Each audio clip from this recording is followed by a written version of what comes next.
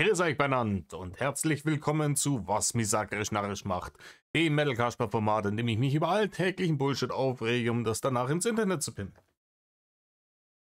So, wir hatten schon lange nicht mehr so eins, gell? Also, mal schauen, wie viel der Part das jetzt ist. Damit wir da nicht wieder durcheinander kommen, nicht, dass wir in die Verlegenheit kommen, wie ein gewisser ehemaliger Pro-YouTuber mit seinen Vlogs, ne? Wir hatten es ja, bin einmal durcheinander gekommen. Inzwischen habe ich es Korrigation gemacht, irgendwie mit der Nummerierung, was die, ne, die Videos angeht von dem Discord-Leaks. Richtig. Unser heutiges Thema, ihr werdet es im Titel bereits gelesen haben. Wir sprechen heute über Streaming-Services und wie es mich ankotzt. Ich muss sagen, ich habe früher sehr viel Musik gesammelt. Ich habe eine relativ große CD-Sammlung. Ich kaufe inzwischen auch selten CDs. Nicht, weil ich irgendwie großartig jetzt auf Streaming umgestiegen bin, sondern keine Ahnung, ich weiß nicht, je älter ich werde, desto weniger Bezug kriege ich zu moderner Musik, aber das ist, glaube ich, normal. Ich habe da meine Pappenheimer, die höre ich seit 30 Jahren und das, ne? Aber wir wollen heute über Videostreamen reden und ich weiß, ich habe Kumpels, die genauso wie ich Musik gesammelt habe, also CDs gesammelt habe, haben die DVDs, Blu-rays und dergleichen gesammelt. Und ich erinnere mich noch sehr gut an unsere Onkel, die 60. Geburtstag von unserem Onkel Michael. Nein, ich erinnere mich noch sehr, sehr, sehr gut dran, dass als Netflix und dergleichen groß geworden sind, dass es da hieß, boah, ihr seid ja alle dumm. Verkauft euch noch irgendwelche DVDs, das gibt ihr heuer alle aus Stream, ne? Wenn du Netflix hast, hast alles mit drin und für die ganz Wilden, die hatten dann noch Amazon Prime Video und hurra, die Gams, ne? Und das hat damals ja auch mehr oder weniger gestimmt, ne? Du hattest wirklich, wenn du die zwei Sachen hattest, fast auf alles Zugriff. Auf wirklich fast alles. Und das hat ja den illegalen Streaming-Markt, hat das ja mehr oder weniger komplett zerschossen. Ich kann mich erinnern, es gab eine Zeit, da ist jeder permanent irgendwie auf Kino.to oder sowas unterwegs gewesen. Und das hat sich massiv geändert, weil du wirklich für einen kleinen Taler im Vergleich sehr viel Content hattest. Ne? Auch ältere Filme gesucht, gefunden, war sofort am Stissel. Und ich glaube, was man nennt es Shitification, ne? Also dass die Dinge halt erst schauen, ein Monopol aufzubauen, um dann maximal scheiße und kundenunfreundlich zu werden. Und das halt beim Streaming-Dienst auch passiert. Ne? Und es kotzt mich massiv an, dass du heutzutage, wenn ich alles abonnieren würde, was ich, ne, wo irgendwas läuft, was ich gerne sehen wollen würde, dann bin ich im Monat 300 Flocken los, nur mit irgendwelchen Abo-Modellen von irgendwelchen Streaming-Diensten und habe wahrscheinlich dann immer noch nicht die Videos, die ich dann auch wirklich sehen will. Wenn mir hey, den Film wollte ich schon lange mal sehen, wo gibt's denn den? Oder den Film habe ich schon lange nicht mehr gesehen, wo gibt's denn den? Die und die Serie, was ist los? Und ich gebe euch jetzt mal ein paar Beispiele, die mich sackrisch narrisch gemacht haben, und zwar über die Maßen. Punkt Nummer 1. Meine Mulle und ich haben uns Snowpiercer angeschaut, die Serie. Ne? Das war ursprünglich eine Netflix-Serie, produziert auch von Netflix. Und da gab es dann 3 Staffeln davon. Und wir haben uns immer gewundert, warum ne, kommt da eigentlich nicht endlich die 4. Staffel raus? Es sollte eine 4. finale Staffel geben. Kam nix. Bis ich dann irgendwann mal gedacht habe, googelst das mal nach. Na, wann kommt das raus? Und feststellen durfte, Das ist schon rausgekommen, aber auf einem anderen Streaming-Dienst, ne? Und weil die Rechte irgendwie verkauft wurden und die haben dann einfach die 4. Staffel gemacht und haben es dann nur exklusiv auf ihrem Streaming-Dienst. Ja, das ist halt Arsch, ha? Das ist halt wirklich Arsch. Ich kann halt nicht irgendwie so eine scheiß IP mittendrin verkaufen, sodass die Leute die ersten Staffeln bei mir gesehen haben, dann die angeschmierten sind. Das ist meiner treuen Fanbase einfach massiv ins Gesicht spucken und das räudigt beyond everything. Und ich muss jetzt mal schauen, wo man die jetzt zu sehen kriegt, die Nummer, weil ich möchte schon wissen, wie es ausgeht irgendwie. Und ich habe aber auch keinen Bock, muss ich auch dazu sagen, ich habe keinen Bock wieder auf die Internet-Piraterie-Schiene zu gehen, weil ich habe da sehr schlechte Erfahrungen gemacht damals. Ich habe mir hier den Todesvirus aus der Hölle mit Bienen im Mund damals runtergezogen. Da konnte ich dann einen Rechner auf den drauf hatte, konnte ich eben mehr oder weniger, ne, in die Tonne hauen. Und das möchte ich nicht nochmal haben. Dementsprechend muss ich mir jetzt eine Lösung ausdenken. Ob es jetzt ein VPN wird oder keine Ahnung. Und wir hatten eine ähnliche Situation, hatten wir jetzt vor kurzem. Wir haben uns Yellowstone angeschaut. Auch hier die ersten 4 Staffeln. Schön, alles auf Netflix, passt. Und dann hieß es, ja, die letzte Staffel, die gibt es wieder Paramount Plus, brauchst du da. Man kann auch so ein Add-on buchen zu seinem bestehenden Amazon Prime Abo, wenn man denn eins hat. Irgendwie dann auch, steht da groß da, für 6 Euro. Und dann klickst du da draußen für 6 Euro mit Werbung. Sondern, ja, nee, ich will jetzt nicht extra zahlen. Ne? Okay, 10 Euro würde es kosten. Darfst aber ganze 7 Tage Probe schauen. Und klar, was haben wir gemacht? Abo abgeschlossen. In dem 7 Tage Probezeitraum, das war der Plan. Wir bingen die Staffel durch, ne? Kündigen dieses Abo wieder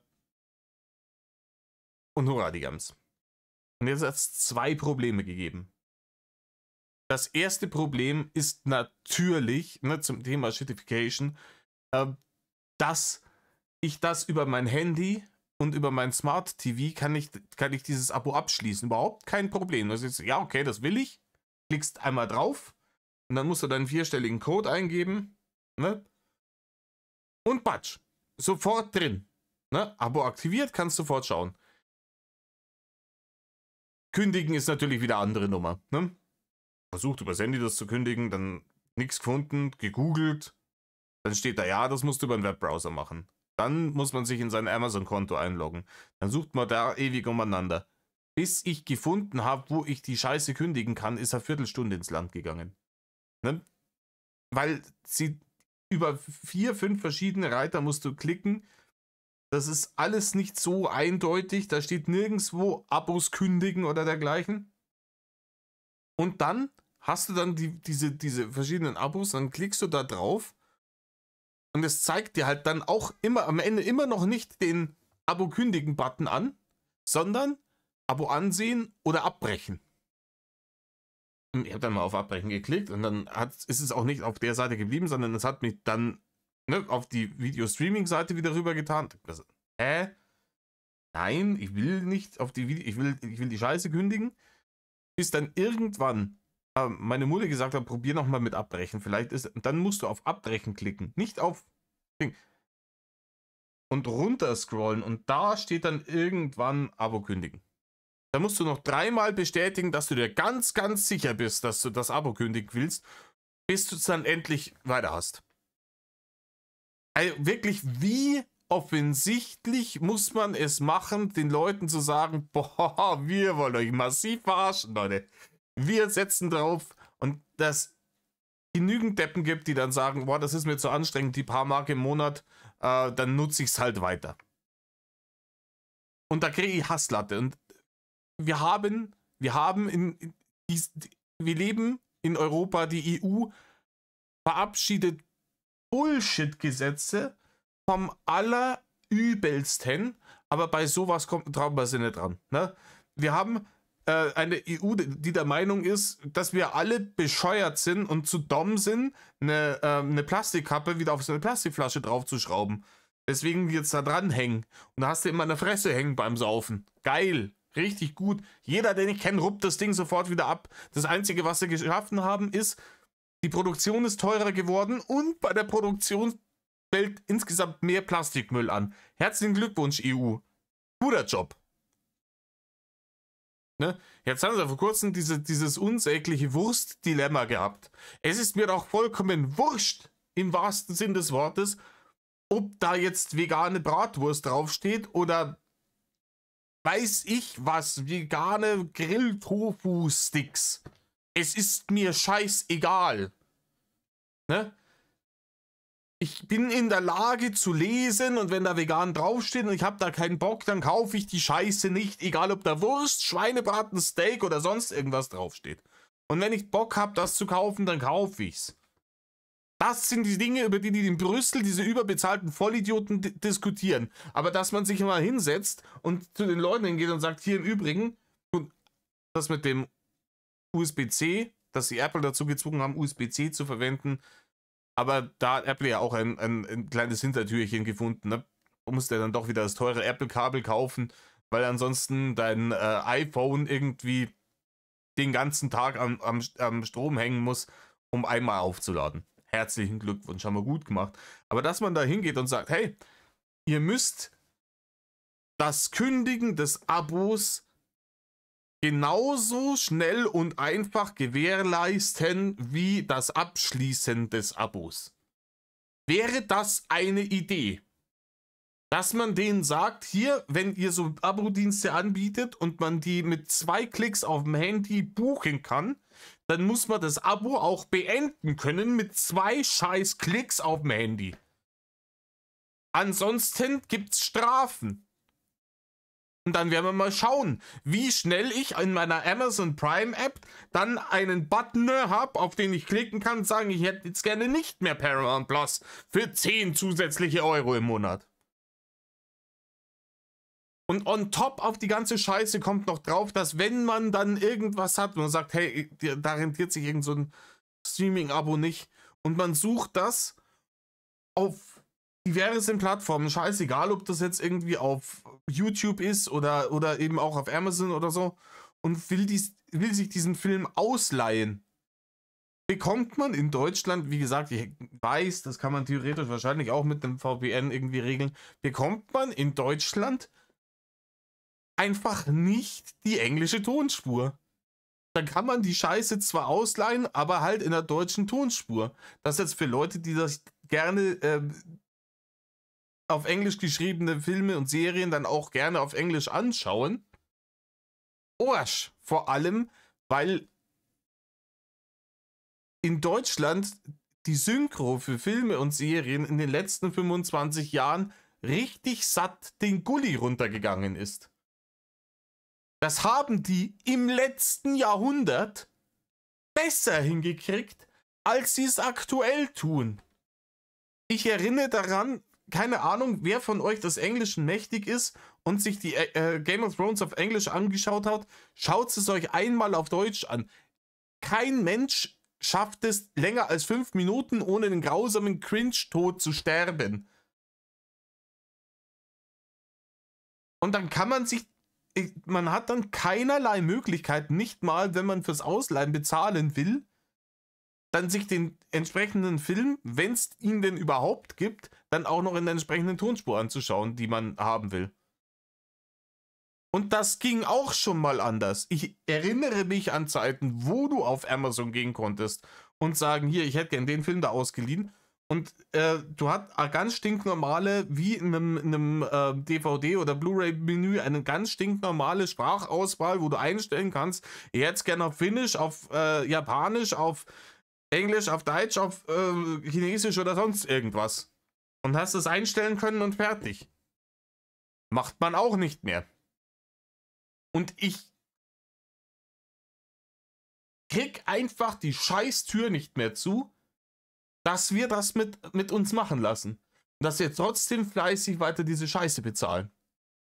Obwohl es immer beschissener wird. hier, Amazon hat ja jetzt auch vor kurzem, ne, letztes Jahr irgendwann angefangen, boah, du musst dann nochmal 3 Euro extra im Monat zahlen, ansonsten ballern wir der Werbung rein. Ja, geil.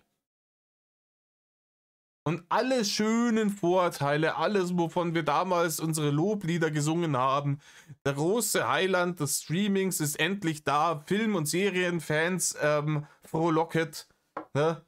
Folget dem Stern. Die ganze Scheiße ist als alles für den Arsch. Ne? Man hat eben nicht mehr irgendwie Zugriff auf allen möglichen Shit. Und nicht mal mehr auf eine scheiß ne, Language Selection. Und das regt mich fürchterlich auf und das macht mich sackrisch. Sackrisch narrisch. In diesem Sinne, Leute. Ich hoffe, konnte euch kurz unterhalten. War ein kürzeres Video heute. Es kommen wieder andere. Tut nicht, was Rainer tut. Lasst euch nicht verarschen. Auch nicht von Streaming Services. Metal off.